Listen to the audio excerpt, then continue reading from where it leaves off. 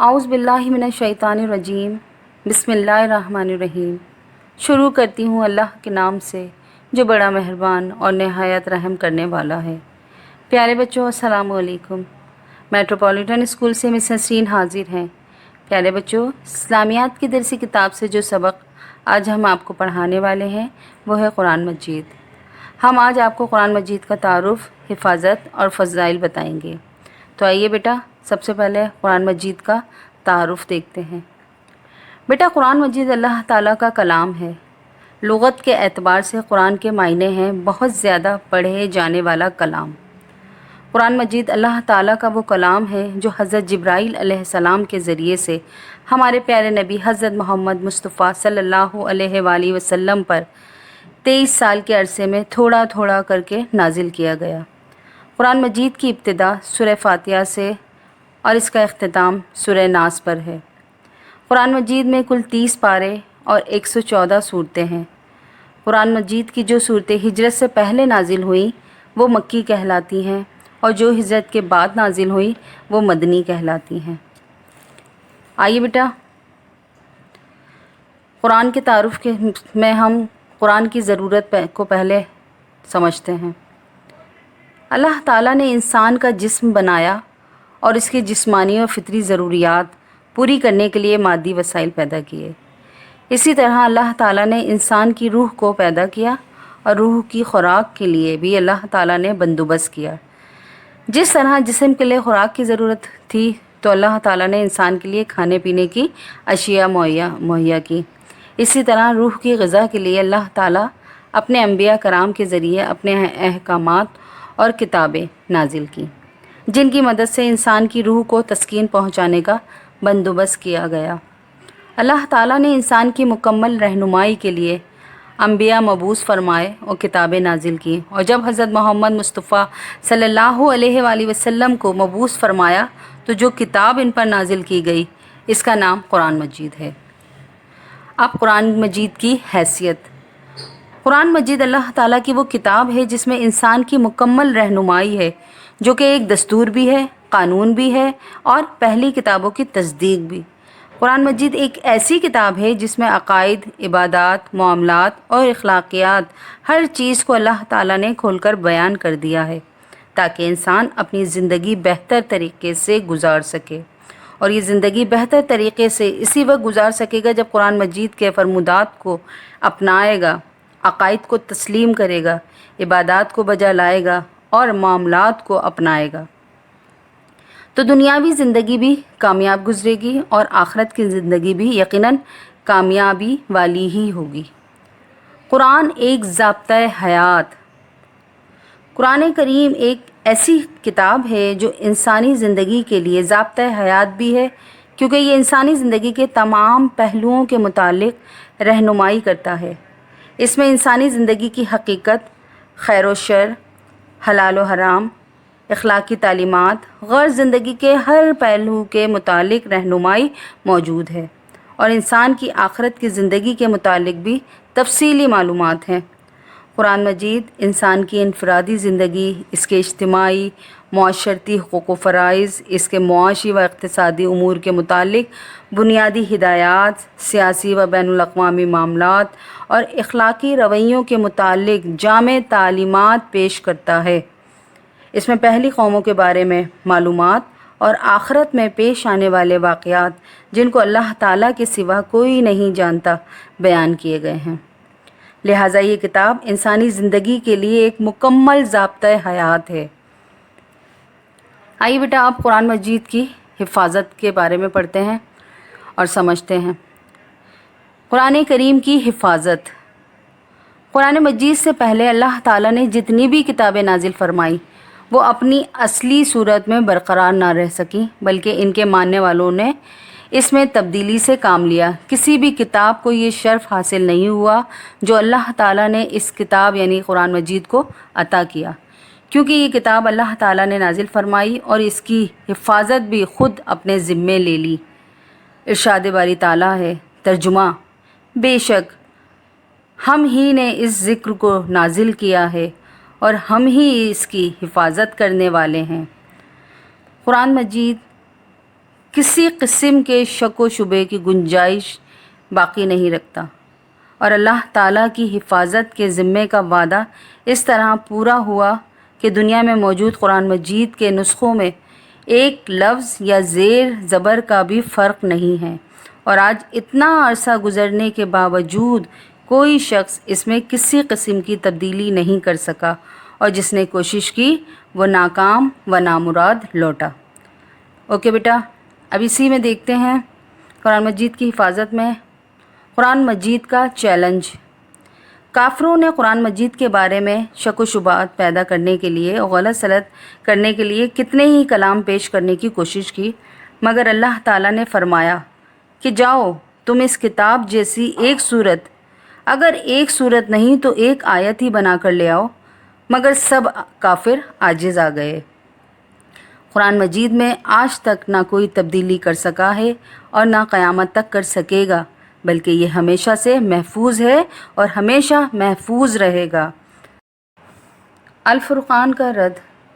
کفار نے ہمیشہ قرآن مجید کو ختم کرنے کی کوشش کی ہے، کبھی حفاظ قرآن کو شہید کرنے کی صورت میں اور کبھی قرآن مجید کے مقابلے میں دوسری کتابیں پیش کرنے کی صورت میں، مگر اللہ تعالیٰ نے قرآن مجید کی حفاظت فرماتے ہوئے ایسے بندے پیدا فرما دیے کہ جنہوں نے ان کی کوششوں پر پانی پھیر دیا، اور انہوں نے قرآن مجید کے مقابلے میں الفرقان نامی کتاب شائع کر کے قرآن مجید کو مسخ کرنے کی کوشش کی، مگر اللہ تعالیٰ نے چونکہ قرآن مجید کی حفاظت کا ذمہ خود لیا ہے، اس لیے ان کی اس کوشش کو نیست و نابود کر دیا اور قرآن مجید کی حفاظت کو چار چاند لگا دیے۔ آئیے بیٹا دیکھتے ہیں قرآن کی حفاظت عہد نبوی میں۔ قرآن مجید جیسے جیسے نازل ہوتا تھا، نبی کریم صلی اللہ علیہ وآلہ وسلم اپنے صحابہ کو لکھواتے جاتے تھے اور صحابہ کرام ساتھ ساتھ یاد کرتے جاتے تھے۔ اس طرح نبی کریم صلی اللہ علیہ وآلہ وسلم کے دور میں ہی قرآن مجید کو سینوں میں محفوظ کر لیا گیا تھا، اور پھر کتابت کی صورت میں بھی مختلف چیزوں پر لکھا جا چکا تھا۔ قرآن کریم کتابی شکل میں۔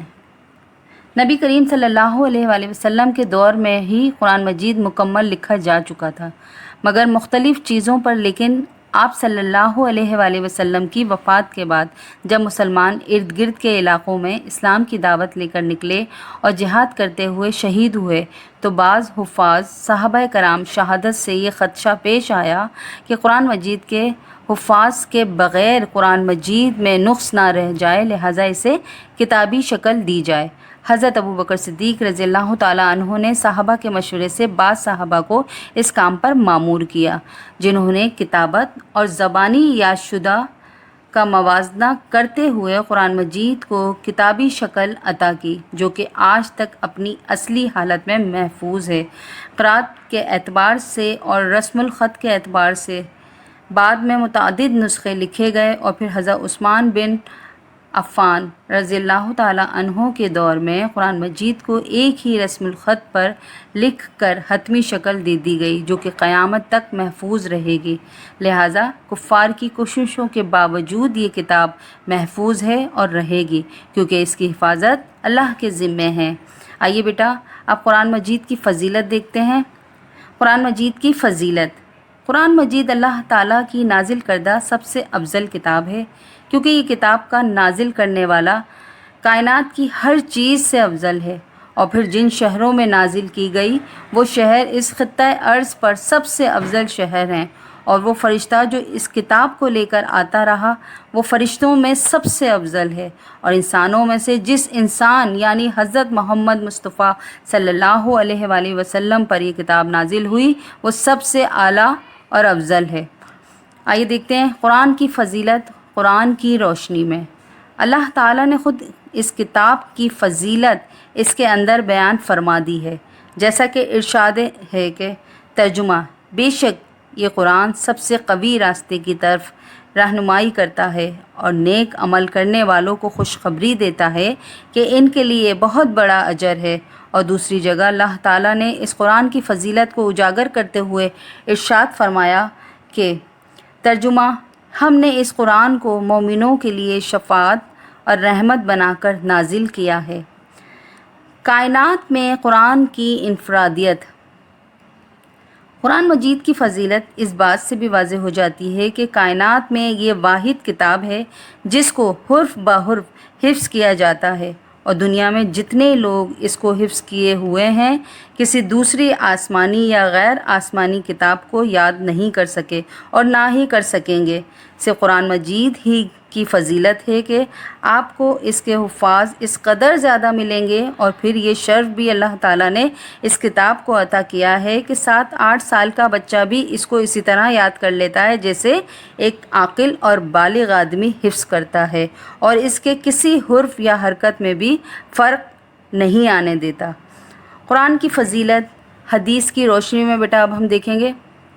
نبی کریم صلی اللہ علیہ وآلہ وسلم نے قرآن مجید کی اہمیت اور فضیلت کو باور کرواتے ہوئے ارشاد فرمایا۔ ترجمہ: تم میں سب سے اچھا وہ شخص ہے جو قرآن کو سیکھے اور دوسرے کو سکھائے، یعنی قرآن پڑھنا اور پڑھانا افضل ترین عمل ہے، کیونکہ یہ کتاب افضل ترین ہے۔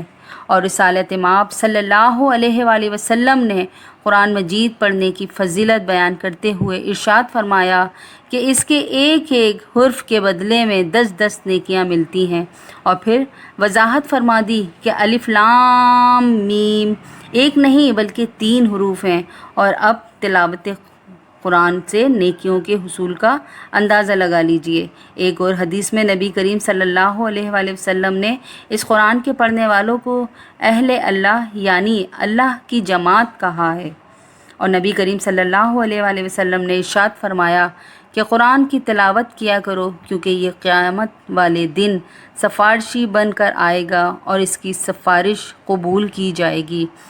اور ایک حدیث میں آپ صلی اللہ علیہ وآلہ وسلم نے فرمایا۔ ترجمہ: بے شک اللہ اس کتاب کے ساتھ قوموں کو ترقی سے نوازتا ہے اور دوسروں کو رسوائی سے دوچار کرتا ہے، یعنی جس نے اس کتاب کو اپنا پیشوا بنا لیا وہ دنیا میں بھی کامیابی حاصل کرتا ہے اور آخرت میں بھی کامیابی اس کی منتظر ہے، اور جس نے قرآن سے منہ موڑا اور قرآن سے رشتہ توڑا، اس کے بارے میں خود اللہ تعالیٰ نے ارشاد فرما دیا کہ اس کی معیشت تنگ کر دی جاتی ہے اور آخرت میں بھی اس کے لیے رسوائی ہے۔ اور اس قرآن کے حافظ اور عامل کو یہ فضیلت حاصل ہے کہ قیامت والے دن اس کے والدین کو ایسا تاج پہنایا جائے گا کہ جس کی روشنی کے سامنے سورج کی روشنی بھی مات کھا جائے گی، اور خود اس کو یہ انعام دیا جائے گا کہ اللہ تعالیٰ ارشاد فرمائے گا کہ قرآن پڑھتا جا اور جنت کے درجات حاصل کرتا جا۔ قرآن کریم کی تلاوت ختم ہوگی اور وہاں تک جنت تیرے نام کر دی گئی ہے۔ قرآن مجید کی فضیلت کے متعلق نبی اکرم صلی اللہ علیہ وآلہ وسلم نے فرمایا کہ اس قرآن کی دوسری کتابوں کے مقابلے میں وہی فضیلت حاصل ہے جو اللہ تعالیٰ کو اس کی مخلوق پر فضیلت حاصل ہے، یعنی جس طرح اللہ تعالیٰ سب سے افضل ہے، اس کا کوئی ثانی نہیں ہے، اسی طرح قرآن مجید افضل ہے اور اس کا بھی کوئی ثانی نہیں ہے۔ اوکے بیٹا، اب آپ اپنی کتاب کے صفحہ نمبر 98 پر دیکھیں۔ اس میں جو مشق ہے اس میں آپ کو سوالات کے جوابات دینے ہیں۔ یہ تمام سوالات تفصیلی ہیں اور آپ کو ان سوالات کے جوابات لیکچر کی وضاحت کی روشنی میں دینے ہیں۔ آئیے سوال نمبر 1 دیکھیں۔ قرآن مجید کا مختصر تعارف بیان کریں۔ سوال نمبر 2، قرآن حکیم کی حفاظت کے بارے میں آپ کیا جانتے ہیں؟ بیان کیجیے۔ سوال نمبر 3، فضائل قرآن پر نوٹ لکھیے۔ اسٹوڈنٹس، ان تمام سوالوں کے جوابات اس لیکچر میں موجود ہیں، لہٰذا آپ اس لیکچر کو بہت غور سے سنیے اور ان کے جوابات اپنی کاپی میں تحریر کیجیے۔ اوکے بیٹا، پھر ملاقات ہوگی نئے سبق کے خاکے کے ساتھ۔ اللہ حافظ۔